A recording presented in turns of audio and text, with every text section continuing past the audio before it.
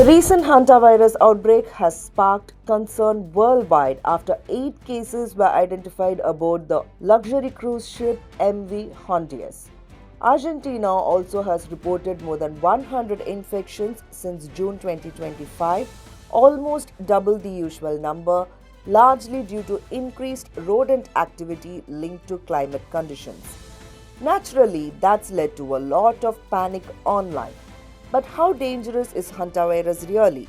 And how much of what people are saying is actually true? Let's separate the myths from reality. Myth number 1. Hantavirus spreads easily from person to person. The reality?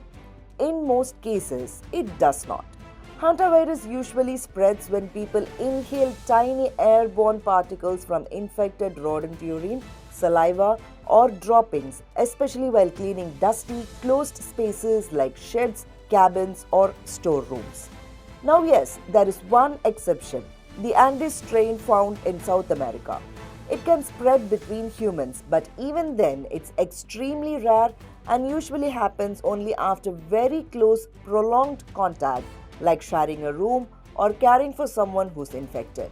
So, this is not a virus that spreads casually in public spaces or through brief contact. Myth number 2. Hantavirus is only a wilderness problem. Reality? Not necessarily. You don't have to be hiking through forests to be exposed. Any area where rodents are present can become a risk zone.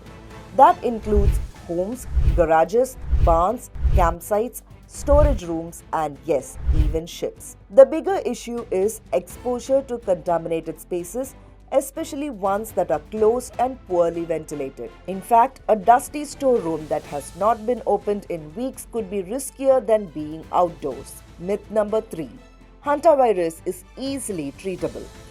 Reality: early detection is very important. The tricky part is that early symptoms look a lot like regular viral infection: fever, body pain, fatigue, headaches, muscle aches. Because of that, people may ignore the warning signs initially. But in severe cases, the infection can rapidly affect the lungs and breathing, sometimes becoming life-threatening. There's currently no specific antiviral cure or approved vaccine for hantavirus. Treatment mainly involves supportive care, and serious cases may require ICU support and oxygen therapy. That's why doctors stress the importance of seeking early medical attention, especially after possible rodent exposure. Myth number 4. Cleaning rodent droppings normally is safe. Reality: it can actually increase the risk if done the wrong way. A lot of people instinctively sweep or vacuum rodent droppings, but dry sweeping can send contaminated particles into the air, making them easier to inhale. Instead, experts recommend wet cleaning methods. If you find rodent droppings, wear gloves, spray the area with disinfectant, let it sit for a few minutes, and then wipe it using wet wipes or disposable towels. Avoid sweeping or vacuuming dry waste, and if possible, ventilate the area before cleaning. And finally, myth number 5. Hantavirus could become the next pandemic. Reality: experts say that's highly unlikely. Unlike COVID-19, hantavirus does not spread efficiently from person to person. Most infections happen through direct exposure to infected rodents or contaminated environments.